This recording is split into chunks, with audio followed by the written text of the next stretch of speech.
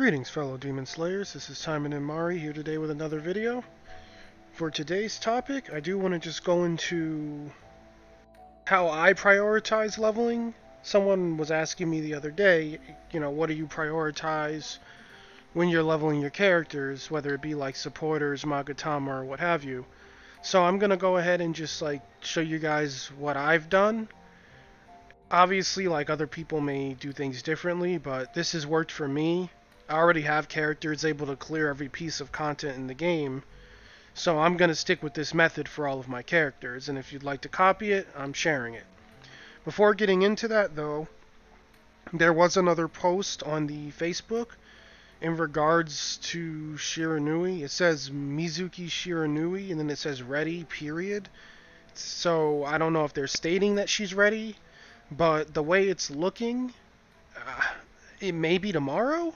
They haven't given us a date, they haven't given us a confirmation, but they posted about her yet again on the Facebook. There's nothing new on the Twitter as of right now, so just expect her to be here tomorrow or next week, because at this point there's no way that I think anyone else is the next character. I'm pretty sure it has to be her, 90%. So we'll see what happens with the update tomorrow. If she's not here then maybe next week. But just expect a Shiranui in your future. I hope you guys have a good amount of gems. I farmed all night. I finished all of the story missions for more gems. So I don't know if you noticed from yesterday my gems jumped up, but I have to get my hands on that mileage skin. So I'm doing everything I can in game to get the gems to do it, to kind of mitigate the money I spend. So that's the only bit of news I really had, so we're going to get right into it. We're going to go to our character screen. So we're going to go to Sakura, because she's pretty built up. So personally, the first thing I've been focusing with characters, as far as what gear I focus first, I've been going for the weapons. The reason being is just the base damage and the crit rate that are given to you by weapons are really high, and I kind of have a Cobra Kai mentality, the best defense is more offense. So especially in games like this where the mobs or enemies or bosses on hard mode, they kind of start to become damage sponges. So the first thing I focused, because obviously I tried hard mode when I was lower level, I got clapped like a loser, and then I was I just need more damage. Now she's able to shred through hard, time attack, story, events, what have you. So I'd say, at least in my opinion, I did the weapons first. So when I say do weapons, I mean get them to 50, forge them, get them to 55, forge them, and then get them to 60. Just because the base you get to your attack and crit is amazing. It's so huge. As far as S levels, I know everyone isn't going to have dupes of everything, but try to focus the weapon that you have the most dupes of. So if you don't have any ultra rares, and say your best weapon on Asagi is an S level 4 magnetic sword or something along those lines, then that would be what you want to forge up, because having a higher S level would lead to a higher attack and crit rate. It adds just base stats to the weapon on top of enhancing the passive and ability. So definitely weapons first. In my experience, it's been helpful. And I've been kind of doing it. First I started with Sakura, and then I kind of outsourced and started Yuki's weapons. As you can see, her Diabolic Flame is, or I'm sorry, Greek Fire. I was naming the ability. Her Greek Fire is already forged to max, and it's S level 3. And as you can see, a nice amount of attack and crit on it. And her Onibamure is actually in the crafting facility or the weapon facility right now, and it is forged one time, and it's being leveled up to be finished. And in the same case for Asagi, I focused her weapon first. The ultra rare, not so much the super rare, because I'm hoping to get an ultra rare to put in his slot. And this is done as well, and it has again a nice base of attack and crit. As you can see, the attack is a bit lower than, say, the other weapons, because it is only S level 2. So keep that in mind. I know dupes aren't going to happen for everyone, especially free-to-plays, but just keep your eyes out on dupes and hope for them, because they really will up your weapon's damage. So moving on from there, the next thing I like to focus, and this ties into the same mentality of more offense is a better defense, is I like to slam attack Magatama on the main weapon.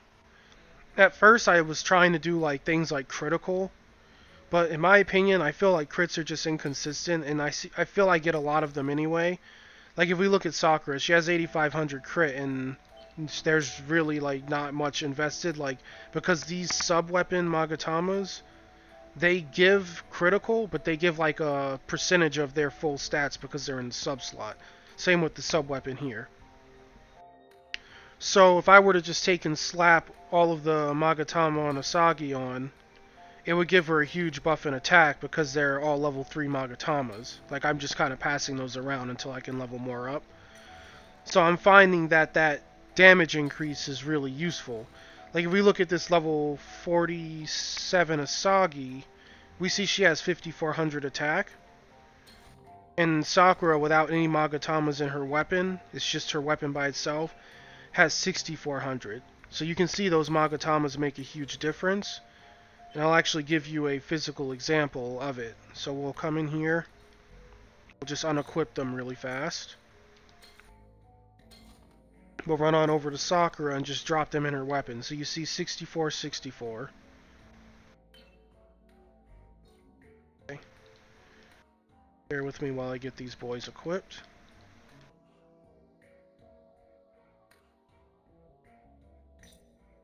One, two, and four. What?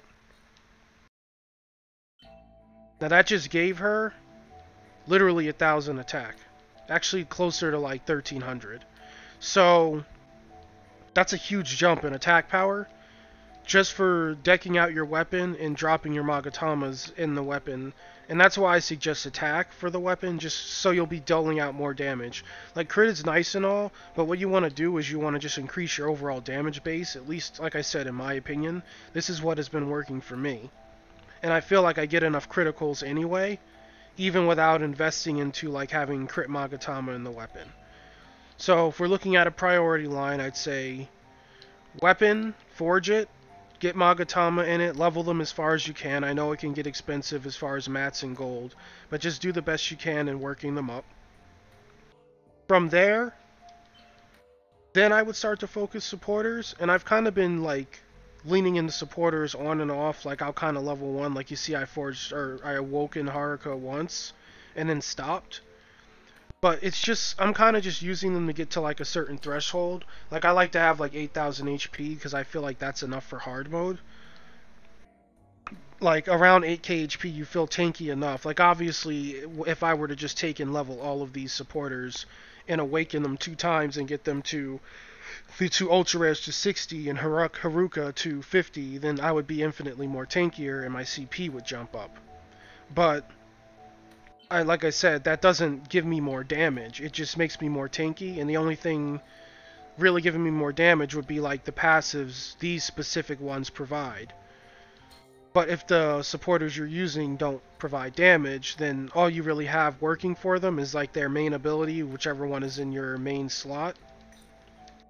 Go back here, so like I'm getting the additional damage to human type enemies from having Haruka here. But besides that, the other ones are only giving their passives. So this would be damage to demons, and then Fuma's damage to machines. So that's my logic. Like, being tankier is nice, yes. If you want like a threshold, I say between 8000 and 9000 health, and then I think you're tanky enough to do hard, because like I'd have to really stand there and just let the stuff beat on me, even in hard mode, to just like have Sakura die, or even Yuki. Like, I've had instances where I'm in hard mode, so like playing a bunch of enemies and like my controller died, and I'm able to get up, walk across the room, grab my battery pack, come back, and still have 80% health. To put it in perspective. So that's why I say focus damage, because you'll be able to get more done, like, and then kind of work up your tankiness. You can kind of go for supporters above Magatama if you really want, or at least above the sub-weapon. I do highly suggest, though, dropping the attack Magatama and your main weapon and leveling it. If you're talking about, like, just flat-out priority, it would be weapon Magatama supporter, or you could swap, you know, supporters ahead of Magatama if you're really feeling like you're just not tanky enough, you're uncomfortable, and you want to be able to survive. That's fine. So that's kind of like how I do it. I know other people may have different opinions, and that's fine. Like, I know I've seen a lot of people on, like, the Discord, for example, say that they prefer leveling supporters because supporter abilities level up. But that's a lot of the supporter abilities, in my opinion, they're on like 30-40 second cooldowns, some up to a minute. So if we go to, I believe Asagi has her, Kaworu here, like, I just recently awoke her because I needed to do the weekly, so I took the time to just get her to the next level to get that weekly done. So that's 637.5% damage at one awakening level, which is nice, but I'd have to wait 42 seconds in between taking advantage of that. Whereas if I just stack damage on my character, that damage is always there, it's always active. This Sakura always has 7700 attack, and it's always making her, like, by herself, deal with enemies faster. And a wise man once said, the best CC is death, so the quicker you kill stuff, the quicker you move on. Besides that, I just want to talk about what I do for skill levels. So some people know, like, the priority. I'm going to look at each character for this. For Sakura, personally, what I did, I was new to the game, so I wouldn't even say that it's right. I kind of started doing crit and basic attacks first, then I started to see that her abilities had more weight. Either way, what I would prioritize now if I were to start over is I would definitely go for her skill damage and cooldown first, because her spin is really beefy, and then the cooldown would just let you spin as much as possible. And then from there, I would probably go for the ultimate damage for the same reason, like the ultimate damage payout, like 25% at level 21, 24% at 20, that's a huge jump in damage, seeing as ults already do tens of thousands of damage. Like, as of right now, her ult is critting for upwards of 130, 150k. So definitely useful. Then after these three are max, like I said, I go skill damage, cooldown, and ultimate, and then I would focus on, like, the crit and the basic attacks. Now moving on to, say, Renko. If we look at her skills, as you can see, the meteor to me is very valuable, so I maxed out her skills first. So that meteor is hitting as hard as possible. And the same thing, I maxed out her ultimate, so her ultimate is doing as much as possible. From there, since Renko likes beating on things with Kirin, I'd probably go for her basic attacks next, when I really get into leveling her. It'd be between basic attacks and cooldown, probably the basic attacks in her case, and then the cooldown. And then I would just, like, level the crit last as, like, a bonus stat. In all of these examples, defense and HP will come last, because you get tanky enough from the supporters, and I just feel like leveling these skills up to, like, 20 should come after everything else. Because, again, like, the best defense is a good offense. If you're able to burn the mobs down in seconds, you don't really need to be super tanky. I don't know, I've played Diablo for like 5 years, Diablo 3, so I have this mentality of the quicker you can kill, the less tanky you need to be. If you can one-shot something, it doesn't matter, it can't hit you. So, in all these examples, like I said, HP defense come last, because they're just a cherry on top that kind of make you just more OP as you get towards, like, the very tippy top of, like, your character's progression. Next we look at Asagi. And with the Asagi vid, I'm sure you all already know, like, I'm kind of, like, dipping into crit and basic attacks first, because her basic attack is stupid, especially with the CC from Kojinka. So definitely, like, want to be scoring more criticals and want to be hitting as hard as you can for basic attacks. So as you can see, those are 11 and 10. Next, I would probably focus the cooldown reduction, if I'm being honest, just to be able to Kojinka as much as possible. And then from there, it would be a toss-up between her ultimate and her skill damage. Probably her skill damage, I guess. Maybe the ultimate first, I don't know. I'll leave that up to you guys. It's a swap between the two. But definitely I went for basic attacks and crit, and then the cooldown next after those two. And then from that, do ultimate or skill damage. Last but not least, we have the adorable Yuki. Looking at her, what I did in her case is I went directly for skill damage first, because her Raijudon, the giant Frieza death ball that she shoots out, it's just nice to have that as beefy as possible, as well as the Ryun. You're directly buffing the damage on her Ryun by leveling skill damage, and if you have full green spec, or at least 2 pieces in green, then the Ryun will be able to lifesteal. Let me just... Yeah, here it is. Restores HP by 2% of given damage. So with that, upping the skill damage would just make her heal for more. So you have an on-demand heal, you have a nice Frieza Death Ball, and then even her ultimate evasion, the Rakurai, does amazing damage too. Like, plus it stuns. Like, yeah, it's not as much as the other skills, but just having like an AoE field where lightning strikes the enemies for thousands of damage per second if you land a perfect dodge is great, and it's perfect for setting up Raijudon and Ryun, since both these skills like enemies to kind of be clumped up and stationary. So skill damage, I feel, holds a lot of value for her. After the skill damage, I went for ultimate damage because in this case, like, I was leveling her way. She was like hitting way like above her weight class when I started her. Like, she was able to do normal from level 1, and by level 20 I was just farming hard with her. So, like, I've had a really easy time with Yuki. I feel like she's really strong. I wish I chose her as my starter, if I'm being honest. So I just went for the ultimate damage next, so that she could just keep pummeling things and hitting, keep hitting above her weight class. After that, I went for the basic attacks. The reason being is with Greek Fire, as you pelt the enemies with basic attacks, you're kind of popping their shield and dealing damage like to it on top of them. So I just kind of wanted to add to that multiplier, since she does pop hyper armor really fast, and then she gets a damage buff with the Greek Fire when the hyper armor is popped. So definitely, like, I think skills and ultimates have more weight, but after that I definitely went for a basic attack to be able to do as much as possible to hyper armor in their life bar, and it is pretty beefy damage.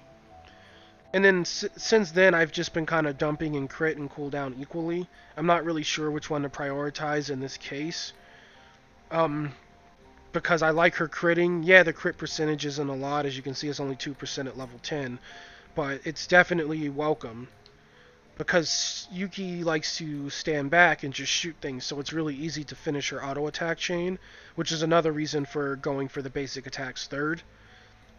And her cooldowns are already like absurdly low, so the cooldown, while helpful, isn't like a game changer like it would be on someone like Asagi and Renko, because Renko, you get that cooldown and that's more meteors.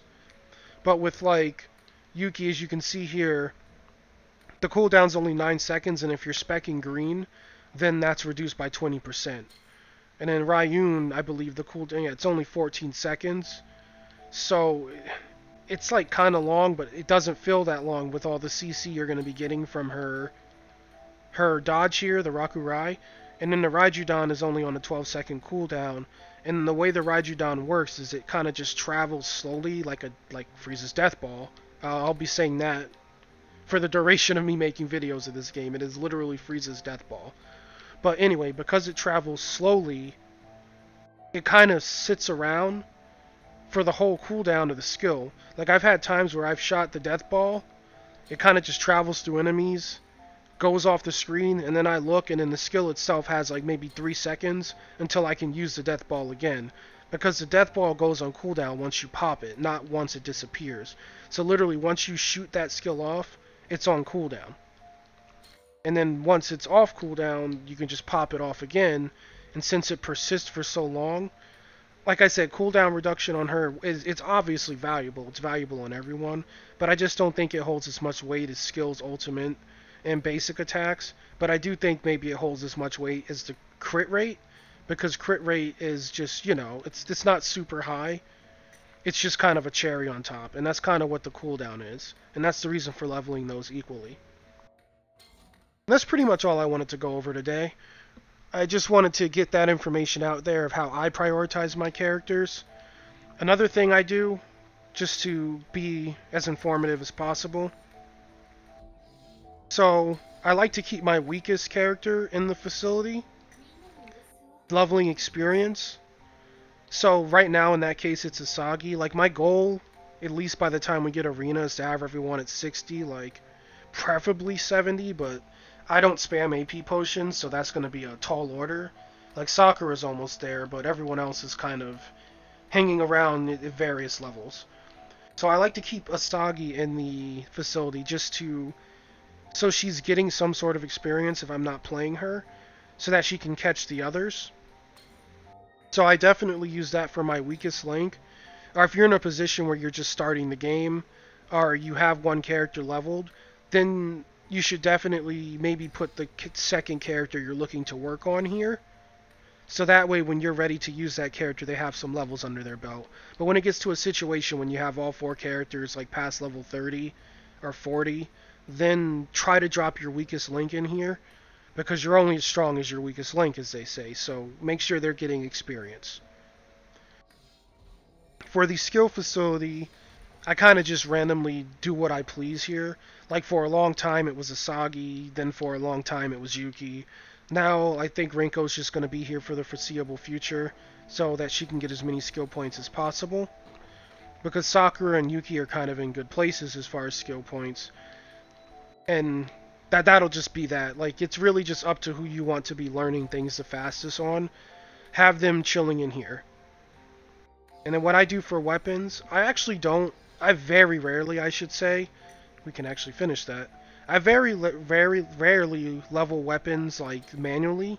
What I do is, I level them here, and I've done this for literally, like, 90% of my weapons. I just keep this going as much as possible. And then when the weapon hits the cap, I go and then I forge it. And then once the weapon is forged, I just immediately take and drop it right back in that facility and slowly level it. It's easy because I have all the characters, like, but basically if you're like only playing one character or two character, just make sure you have a backup for that character. So like in Yuki's case, while I was working the Greek Fire up in that facility, because that's literally what I did, I just leveled it there and forged it as needed. And by the time it was done, while it was being worked on, I should say, I just mained the Onibamore. And now that the Greek Fire is done, you see she has no sub-weapon because that Onibamore is now being worked on. So that way, she always had something to use. Same thing in like Sakura's case. I leveled up the Phantom Knife manually because I was newer to the game, but this Garou Kiba here was just manually, or not manually, sorry, was automatically leveled up in the facility. So I just used the Phantom Knife until this was 60 and fully forged, and then I swapped off because this has a higher S level, so you can see this has just more stats than this S level 1 Phantom Knife. It's just blatantly better. So that's the last bit of advice I wanted to leave you guys with. I do hope it was informative. Like, I hope it gives people an idea of how they should prioritize their leveling process. Like I said, you may have different opinions. I'd love if you share them in the comments because it just further helps newer players, or players who are maybe middle leveled and just kind of unsure of what actions to take to be the most efficient. But this is what I do. This has worked for me, and I do hope that if you mimic it, it works for you. So with that being said, that will end today's video. If the content was helpful, I'd love if you like and subscribe, as it really helps out the channel. And you guys, go ahead and have a great rest of your day. May you have good luck in your gachas. Be hyped because I am almost positive Shiranui is tomorrow. I think it's a bit fast because they just unlocked Rinko, but she may be coming out tomorrow, so be ready to buy the bundle, or if you're not buying the bundle, make sure you have 1,000 gems ready in 2 weeks so you can get your hands on her. And with that, you guys take care.